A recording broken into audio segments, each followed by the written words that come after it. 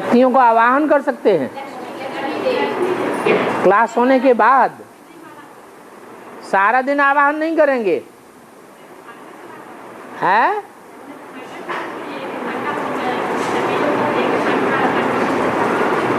माने तांत नहीं लगी रहेगी आवाहन करने की। जैसे मुसलमान 5 बार याद करते हैं भगवान को,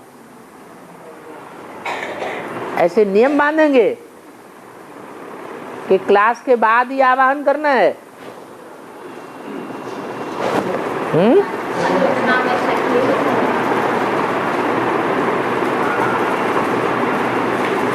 साधु संत होते हैं, धुनी रमाते हैं, वो तो जानते नहीं है। हमारी लगन तो सदैव लगातार होनी चाहिए, तो सिद्धि जल्दी मिलेगी। अल्पकाल का लगाव नहीं।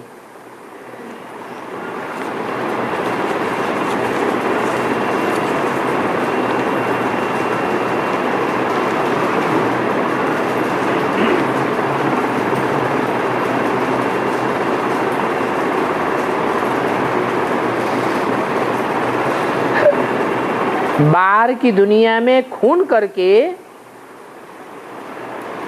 दूसरे के ऊपर डाल करके उसे फंसा देते हैं। इसकी शूटिंग ब्राह्मणों की दुनिया में कैसे होती है?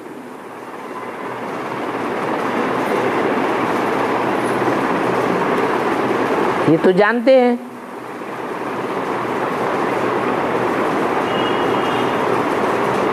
कि खून करना किसको कहा जाता है?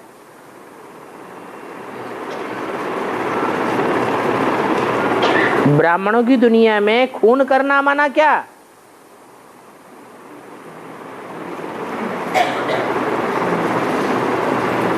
जैसे स्थूल खून होता है, ऐसे संकल्पों का खून भी होता है।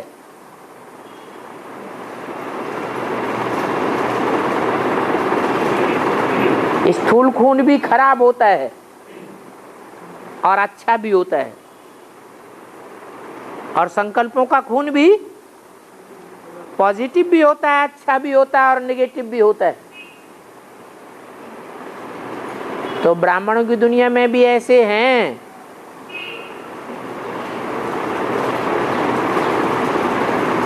जो खून कर देते हैं, गौ कसी कर देते हैं। गौ की हत्या होती है तो कौन सा खून बहेगा? गंदा खून बहेगा या स्वच्छ खून बहेगा? वो तो जानवर गौएं होती हैं। उनके संकल्पों के खून की तो बात ही नहीं है। यहाँ कौन सी गौएं हैं? ज्ञान की गौएं हैं, चैतन्य गौएं हैं। उनका अगर कोई ने खून किया, गौ कसी करने वाले कौन से धर्म में होते हैं? मुसलमान धर्म के होते हैं। तो जो गौ कसी करने वाले हैं, उनको तो इस बात का पता भी नहीं होता है कि हम क्या कर रहे हैं। ब्राह्मणों की दुनिया में तो जो ब्राह्मण हैं, देवी देवता सनातन धर्म के पक्के, वो ये जानते हैं कि हाँ, खून का अंजाम क्या होता है। जिसका खून किया जाता है उसके गंदे संकल्प चलने लग पड़ते हैं, गंदे वाइब्रेशन निकलने लग पड़ते हैं, और उन गंदे वाइब्रेशंस का अनेकों के ऊपर असर पड़ता है। जो जो उनके संग के रंग में आवेगा, क्या बनेगा?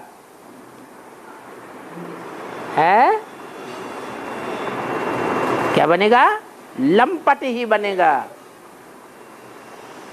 तो दुनिया वैश्यालय बनाई या शिवालय बनाई? वैश्यालय बनाई। लेकिन यहाँ प्रश्न ये है कि गौ कसी करते खुद हैं, मारते खुद हैं, हत्या खुद करते हैं और डाल देते हैं दूसरे के ऊपर, तो और ज्यादा पाप हुआ या थोड़ा पाप हुआ?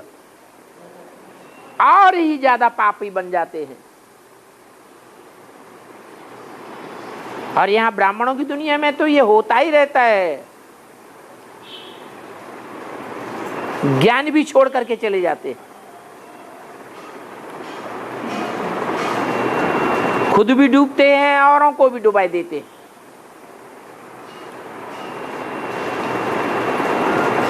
और दूसरों के ऊपर इल्जाम लगाए देते हैं कि हमने तो ऐसा कुछ नहीं किया।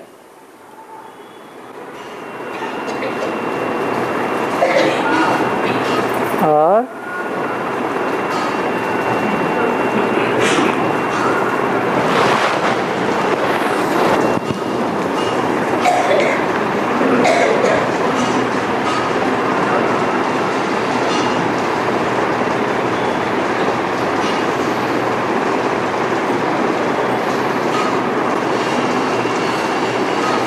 सुबह का अमीर, शाम का फकीर, इसका बेहद का क्या मतलब है?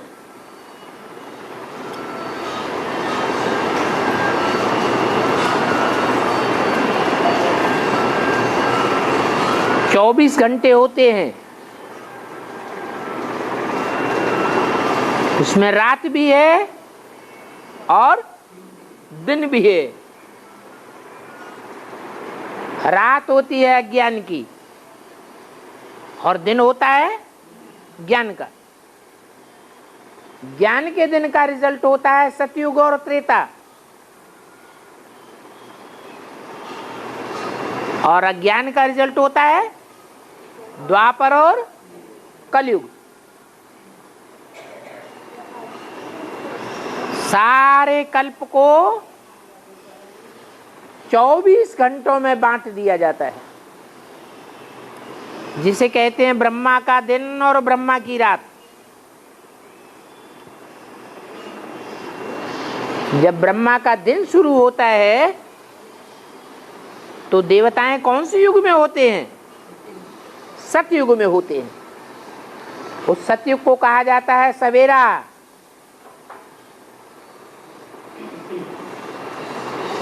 और ये सतयुग की शुरुआत सतयुग से ही होती है, यह संगम युग से भी शुरू हो जाती है। हैं?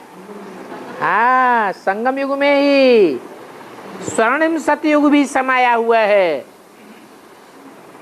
यहाँ सतयुग का फाउंडेशन पड़ता है। उस फाउंडेशन के टाइम पर कौन सी आत्माएं हैं जो सबसे जास्ती अमीर बनती हैं?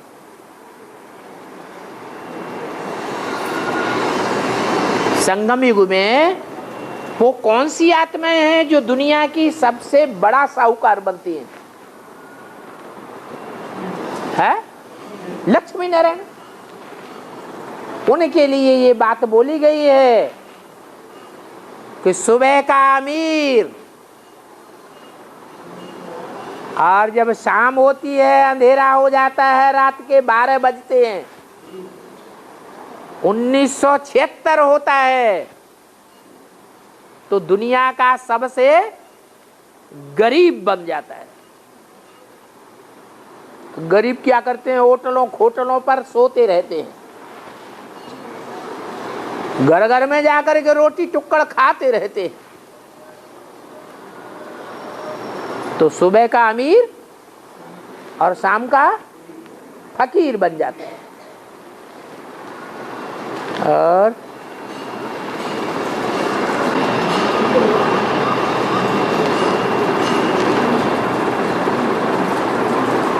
प्रश्न आया है, जो सूर्यवंशियों की माँ है वो बेसिक वालों की भी माँ है क्या?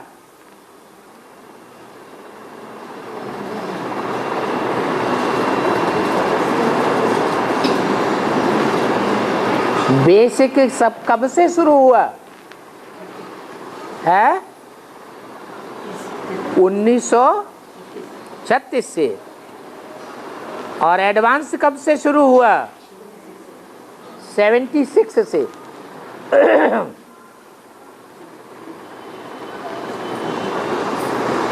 तो जो बेसिक में यज्ञ के आदि में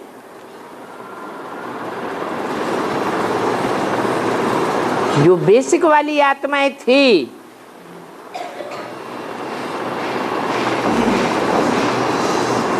और उनमें से सूर्यवंशी आत्माएं सूर्य के पीछे पीछे चली गई।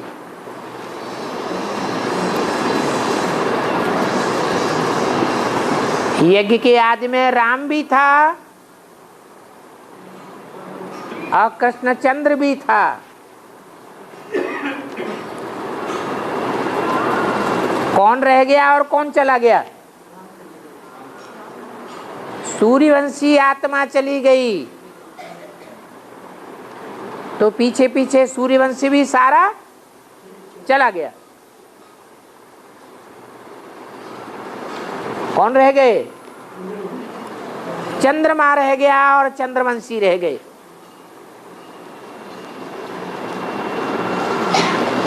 तो वहां मां रह गई होगी सूर्यवंशियों की, है?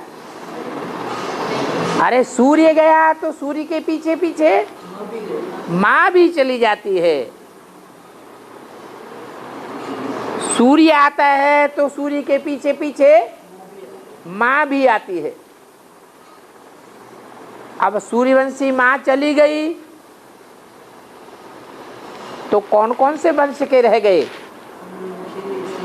माँ भी चला गया, बाप भी चला गया, तो और कौन कौन से वंश के हैं जो रह जाते हैं? चंद्रवंशी रह जाते हैं। ज्ञान चंद्रमा ब्रह्मा की गोद में पलने वाले, ब्रह्मा से वरदान लेने वाले आसुरी संप्रदाय के लोग रह जाते हैं। असुरों को वरदान किसने दिए? ब्रह्मा ने दिए। ब्रह्मा की गोद में असुर पलते रहते हैं।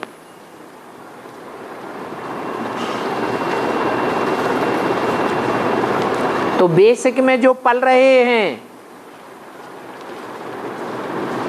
ब्रह्मा के शरीर छोड़ने तक, वो कौन कौन से वंश के हुए? क्या कहेंगे? और अब तक भी पल रहे हैं। शरीर छोड़ने के बाद, मम्मा बाबा का शरीर छोड़ने के बाद, वो सूर्यवंशी आत्माएं जो पहले पहले शरीर छोड़ के चली गई थी, वे फिर दोबारा यज्ञ में आती हैं।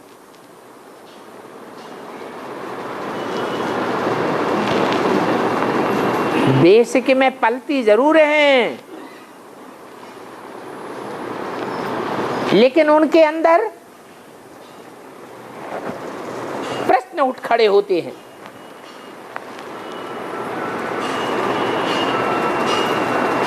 कि ये ईश्वर का कैसा पार्ट है?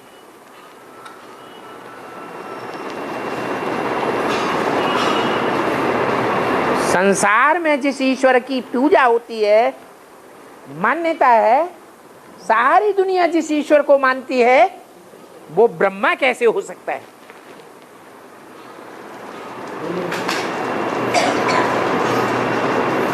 ईश्वर तो पुरुष रूप में आता है। ये गुलजार दादी में भगवान कहां से आ गया?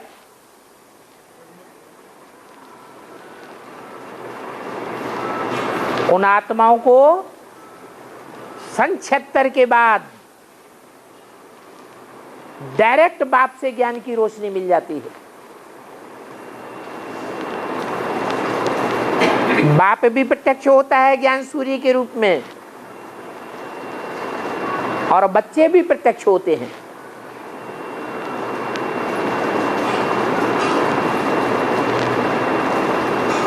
तो जो सूर्यवंशियों की माँ है वो भी प्रत्यक्ष होती है।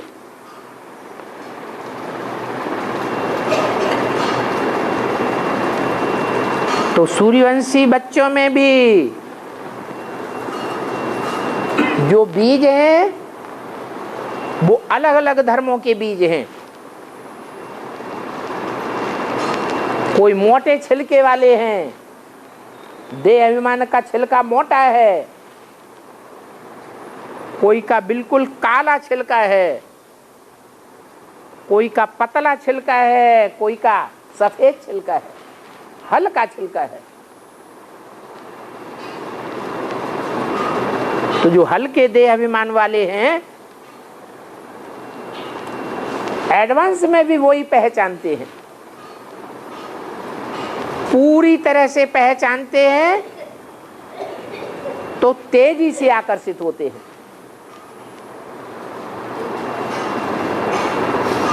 बाकी बेसिक वालों की तो बात ही नहीं है। बेसिक वाले सूर्यवंशियों की मां को कैसे पहचानेंगे? न पहचानेंगे न मानेंगे, क्योंकि उनको तो उस लिस्ट में आना ही नहीं है जो संगमयुगी स्वर्ग में राज्य लेते हैं।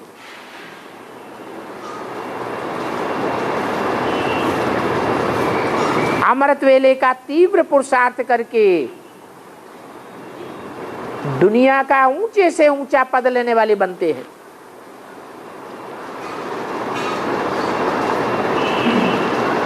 बेसिक वालों में चंद्रवंशी है, उन चंद्रवंशियों में भी परसेंटेज है। और धर्म की आत्माएं ढेर की ढेर हैं, कहेंगे 90%, 80% और धर्म के हैं बेसिक में, और 10-15% मात्र चंद्रवंशी हैं सच्चे, जो ज्ञान चंद्रमा को फॉलो करने वाले हैं। नहीं तो कोई दीदी को फॉलो करेंगे, कोई दादी को फॉलो करते हैं, कोई दादा को फॉलो करते हैं। जो जिसको फॉलो करते हैं उसी की बात मानते हैं। मुरली में बोला है जो जिसकी बात मानते हैं वो उसी धर्म के हैं।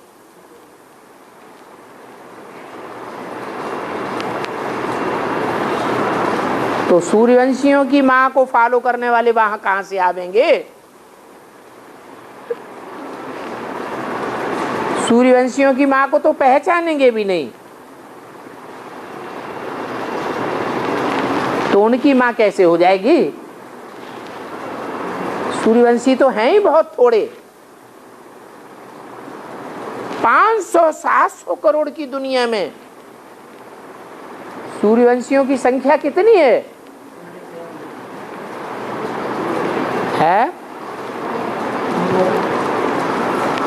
सतयुग में 4.5 लाख जन्म देने वाले और 4.5 लाख उनसे जन्म लेने वाले, टोटल 9 लाख की संख्या है जो ज्ञान सूर्य के बच्चे हैं। उनमें भी जो जन्म लेने वाले हैं वो आखिरी चंद्रमा को ही फॉलो करते हैं। चंद्रमा को फॉलो करते हैं तो चंद्रमा की रोशनी में ही सितारे बनकर के चमकते हैं।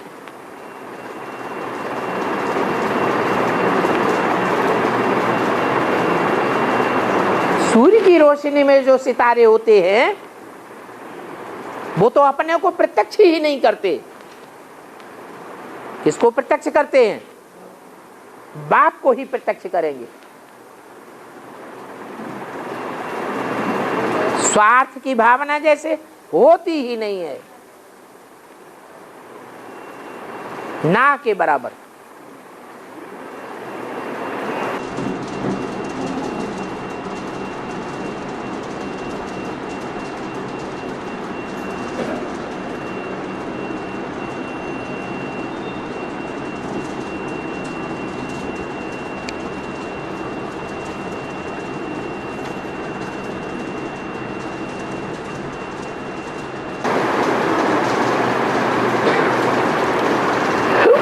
कोई व्यक्ति गलती नहीं करता है,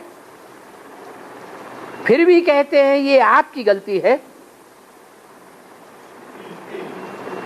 जबरदस्ती ऐसा क्यों कहते हैं?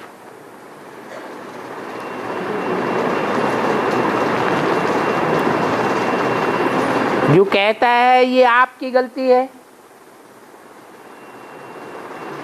और जो शिकायत करता है कि हमारी गलती नहीं है, ये दोनों मिलकर के फैसला करेंगे या फैसला करने वाला कोई अलग होना चाहिए? है? फैसला करने वाला तो अलग होना चाहिए। तीसरा व्यक्ति फैसला करेगा और व्यक्ति तो फैसला करते ही नहीं है। या दूध का दूध और पानी का पानी करने वाला, फैसला करने वाला आखिर धर्मराज कौन है? हैं? धर्मराज युधिष्ठिर, जो अंत तक युद्ध में स्थिर रहता है। स्वर्ग में जाता है। वो दूध का दूध और पानी का पानी कर देगा।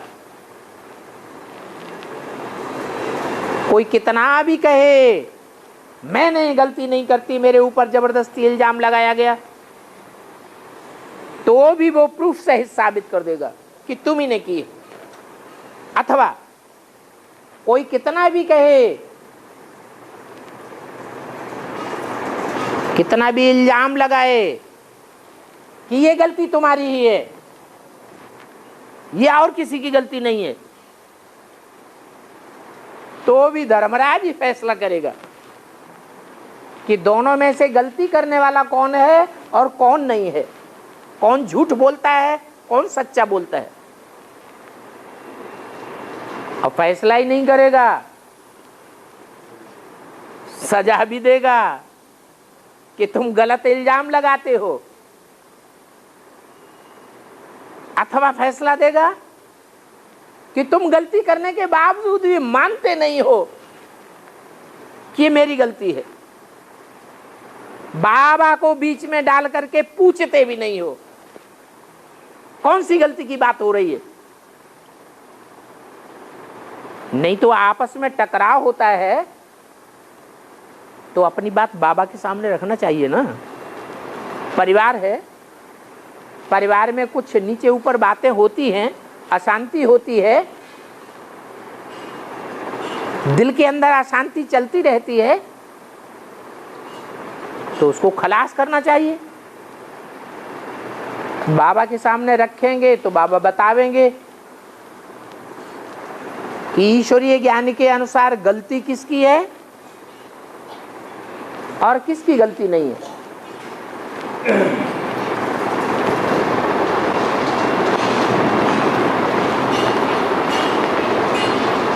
क्या क्या बोला? ब्रिटिश का पार्ट बाबा का है?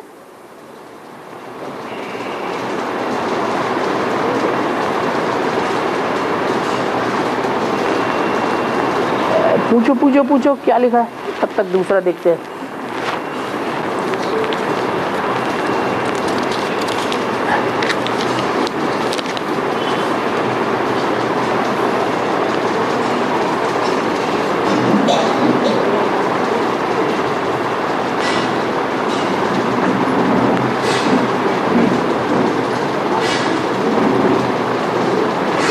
बाबा कहते हैं ये सहज राजयोग की पढ़ाई बहुत सहज है।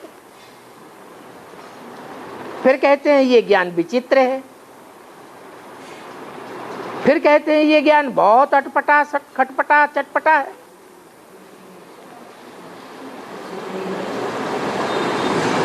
फिर ये अनेक तरह की बातें क्यों हैं? एक ही बात पक्की होनी चाहिए ना कि बाबा का ज्ञान बहुत सहज है, सहज राजयोग है, सहज पढ़ाई है। लेकिन बीच में माया भी तो है, वो सहज को क्या बना देती है? कठिन बना देती है। अगर पक्का पक्का श्रीमत पर ही चलते रहे, माया के चंबे में ना आवे, तो सहज पढ़ाई होगी या कठिन होगी?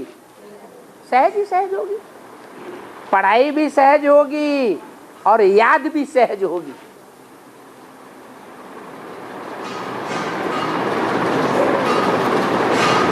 और याद का रिजल्ट भी सहज सहज निकलेगा।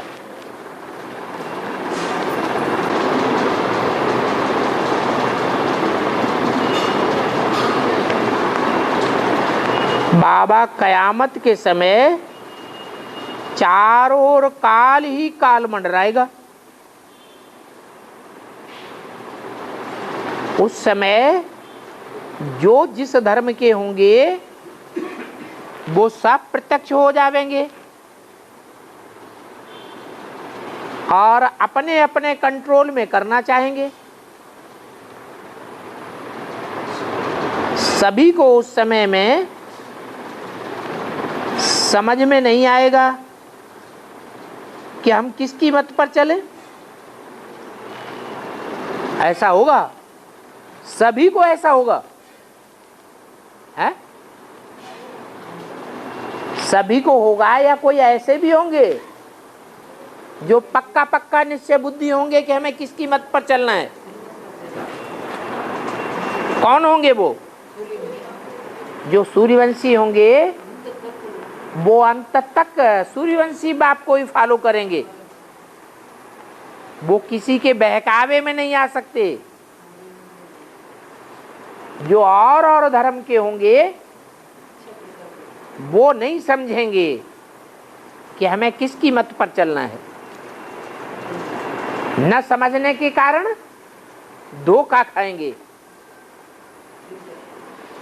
और मरबिल्ला के चिल्ला के खत्म हो जाएंगे। हाय हाय की स्टेज में शरीर छोड़ देंगे। उन सूर्यवंशियों में ऐसे भी सूर्यवंशी होंगे जो बाप को पहचानने वाले हैं, जो चंद्रवंश से कन्वर्ट होकर के सूर्यवंशी बन जाते हैं। बाकी और धर्म में जो कन्वर्ट होने वाले हैं वो तो सूर्यवंशी बनेंगे ही नहीं। वो फिर भी दीदी दादी दादाओं को फॉलो करेंगे।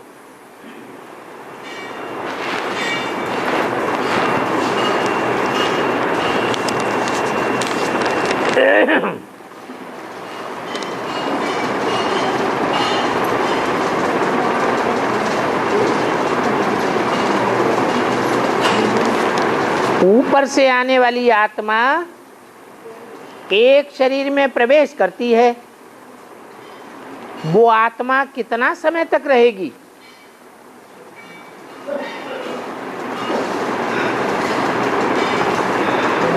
ऊपर से आने वाली आत्मा पावरफुल होती है या जिसमें प्रवेश करती है वो नीचे वाली आत्मा पावरफुल होती है?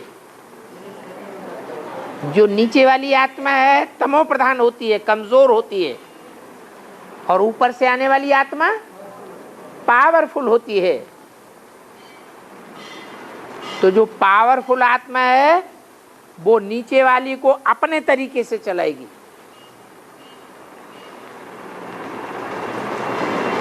उसकी बात नहीं चलने देगी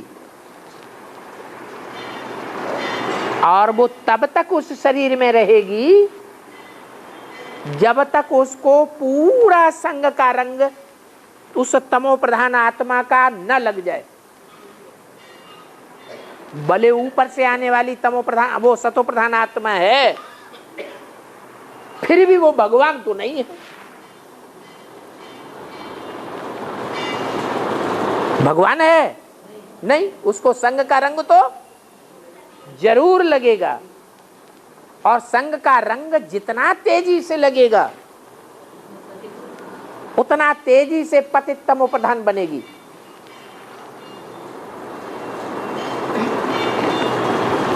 और फिर उस आत्मा से जुदा हो जाएगी, अलग हो जाएगी।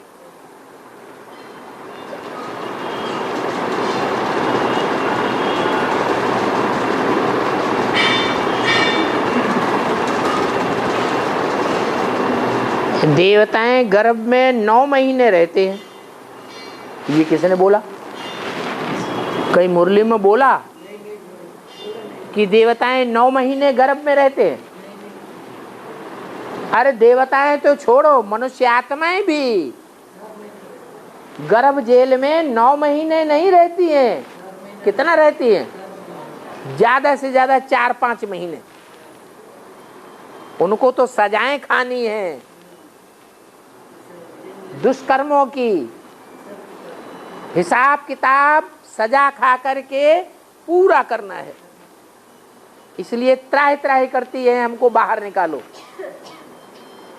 देवताएं तो कोई पाप करते ही नहीं, परम धाम से डायरेक्ट आने वाली सतो प्रधान आत्माएं, उनको इतना लंबा टाइम तक गर्भ में रहने की क्या दरकार है? तो ये किसी ने मनमत निकाली है क्या कि देवताएं 9 महीने गर्भ में रहते हैं? ऐसे नहीं है। और वो जन्म कैसे लेते हैं? जन्म कैसे लेते हैं माना? कैसे जन्म लेते हैं का क्या मतलब पूछने का? वो तो क्लियर ही नहीं है। माने रो रो के जन्म लेते हैं या खुशी खुशी जन्म लेते हैं? कैसे का मतलब क्या है पूछने वाले का, ये पता चले ना। है? वो गर्भ से नहीं आएंगे तो गले में से आएंगे। संशय की क्या बात है?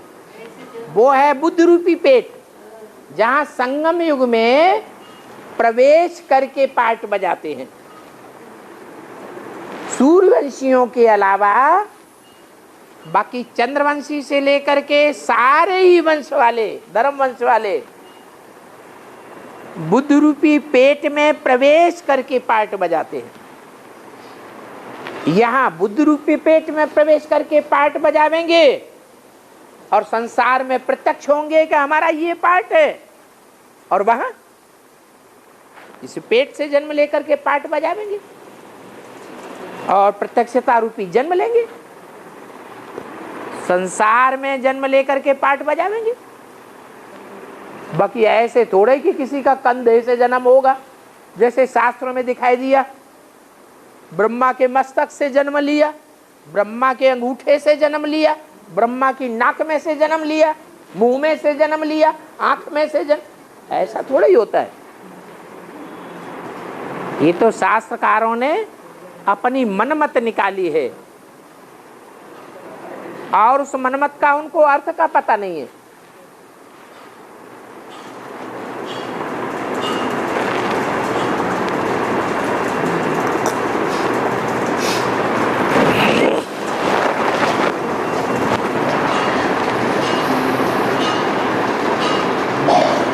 स्वर्ग के बारे में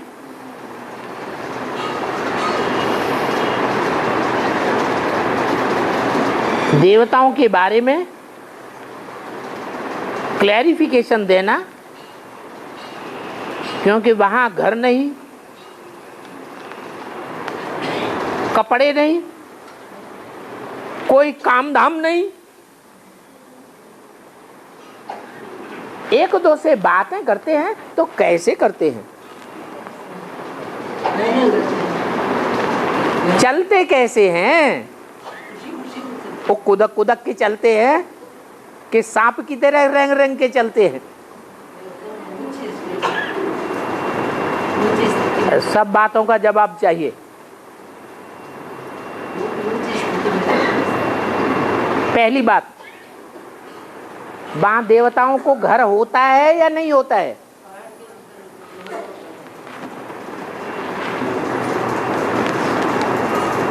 दुनिया में जो भी काम होते हैं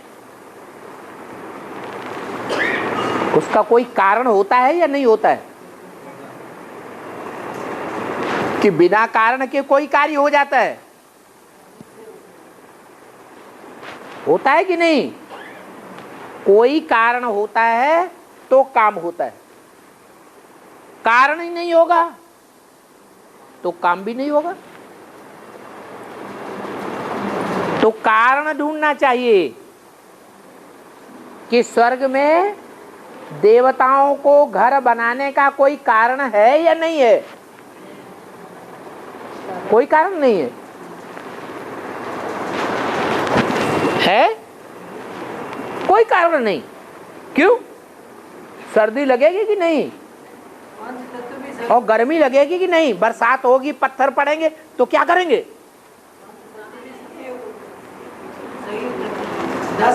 ऐसा तो वहां कोई कारण नहीं होगा। कैसा? कि वहां प्रकृति जो है वो तमो प्रधान बने। मनुष्य यहाँ तमो प्रधान बनते हैं तो प्रकृति भी तमो प्रधान बनती है।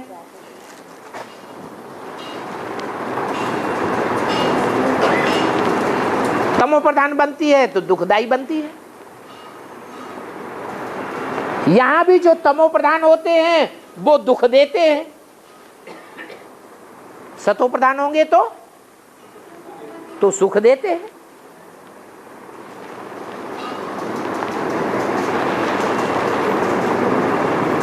अब क्या करना चाहिए?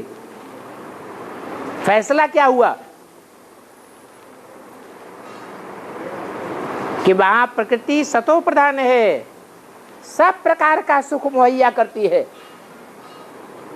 वहां प्रकृति दुख देने वाली होती नहीं, तो फिर घर बनाने का कोई कारण ही नहीं। दूसरी बात, वहां देवताओं में देह अभिमान होता है? यहां तो मनुष्यों में देह अभिमान होता है। देह अभिमान के कारण चोरी चकारी करते हैं, छुप छुप के गंदे काम करते हैं, तो कपड़े पहनते हैं। वहां ऐसे गंदे काम करेंगे?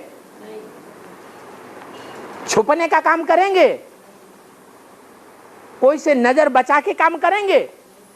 कुछ नहीं। वहां तो देहभान का नाम निशान नहीं होता है। वहां तो अपने को क्या समझेंगे? हम ज्योति बिंदु आत्मा हैं, हम शरीर है ही नहीं। शरीर की स्मृति ही नहीं है। ये देखें, बंद करो बंद करो, ढको ढको, ऐसा कुछ भी नहीं है वहां। और शरीर भी बहुत सुडौल होता है। यहां तो क्या है? चेहरा बड़ा मोहरा तहरा बढ़िया, और अंगों की तरफ नजर जाएगी तो उसको ढकते हैं। वहां तो ऐसा कुछ है ही नहीं। वहां शरीर के सारे ही अंग बड़े सुडौल, देखने में बहुत सुंदर आते हैं देखने में, लेकिन उसमें लगाव नहीं जाता किसी का। आत्मा की तरफ लगाव जाता है। यहां तो देहभान है, वहां कोई भी प्रकार का देहभान होता ही नहीं, तो कपड़ों की दरकार ही नहीं। तो वहां न घर होता है और न कपड़े पहनने की दरकार है। शरीर ही वस्त्र है आत्मा का। ये शरीर रूपी वस्त्र से ये आत्मा ढकी हुई रहती है। भले इन आंखों से दिखाई नहीं देती, लेकिन मन से दिखाई देती है। और देवताओं को बोला कोई काम नहीं। अरे काम महाशत्रु है या महादोस्त है? वो तो महाशत्रु है। ये तो न हो तो अच्छा है। आज भी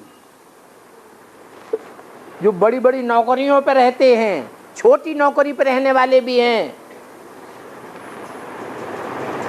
वो क्या चाहते हैं? वो चाहते हैं हमको कोई काम धाम न करना पड़े, हम थक जाते हैं। क्लबों में जाते हैं, खेलते हैं, तब नहीं थकते। मस्ती मारते हैं तब नहीं थकते। तो दुनिया में सब लोग मस्ती मारना चाहते हैं या काम धाम करना चाहते हैं? पहले परिवार का एक सदस्य कमाता था, काम करता था, और बाकी सारे सदस्य बैठे बैठे खाते थे। आज परिवार का हर सदस्य काम करता है, नौकरी करता है, धंधा करता है, दुकान चलाता है, व्यापार करता है, तो भी पेट पूर्ति नहीं होती। समझते हम कहां बंधन में फंसे हुए हैं। और खुदा न खास्ता कहीं ईश्वरीय ज्ञान में आ जाएं तो वो दुनिया के धंधे और ही बंधन महसूस होते हैं। तो दुनिया में कोई नहीं चाहता कि हम काम धंधे में उलझे रहें। सब क्या चाहते हैं? खेलें, कूदें, मस्ती मारें, सारंगी बजाएं, हारमोनियम बजाएं, बांसुरी बजाएं, और क्या चाहेंगे? तो देवताएं क्या करते हैं? देवताएं भी मस्ती मारते हैं, प्रकृति का आनंद लेते हैं, खेल खेलते हैं, ड्रामा करते हैं, नाटकबाजी करते हैं, चित्रकारी करते हैं।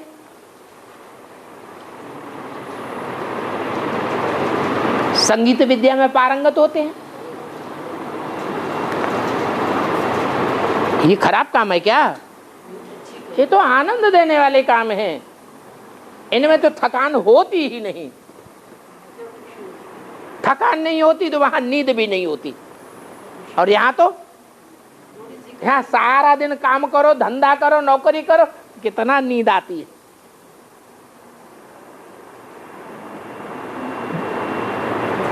एक दो से देवताएं बातें करते हैं, तो कैसे करते हैं? अरे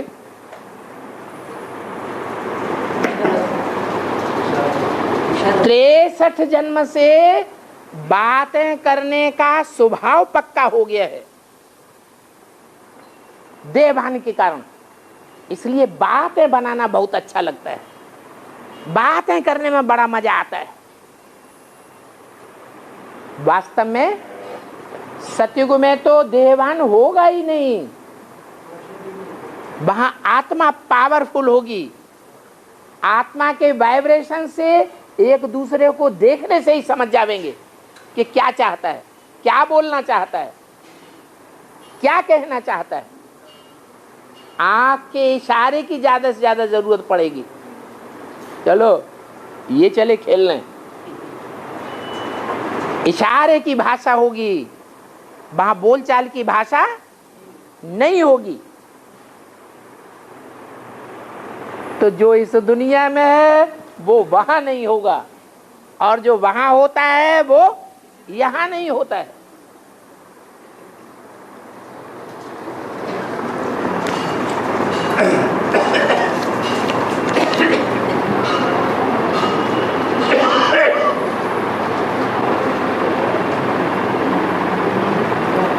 सूर्यवंशी माँ बच्चों से मिलने मिनी मधुबन में कब आवेगी? है क्यों? माँ को बच्चों से मिलना नहीं चाहिए? है क्या? मिनी मधुबन में नहीं आना चाहिए? और मिनी मधुबन में इस्लामी बच्चे बैठे हों और यूरोपवासी ट्रा ट्रा करने वाले सारा दिन बैठे हों, अशांति फैलाने वाले बैठे हों। माँ का तो स्वभाव शांत रहने का है,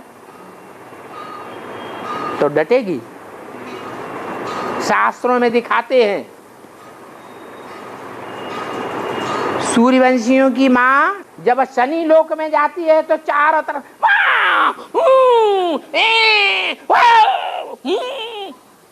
मरते जाते हैं, पिटते जाते हैं, रोते जाते हैं। चारों तरफ से गंदी गंदी आवाजें आती हैं, डरावनी। तो धड़क जाता है उसका दिल, शनि लोक से भाग खड़ी होती है। मैं नहीं रह सकती इस वातावरण में। तो मिनी मधुबन में या मिनी मधुबनों में सूर्यवंशी माँ को बुलाना है तो क्या करना पड़े? वातावरण शांत बनाना पड़े।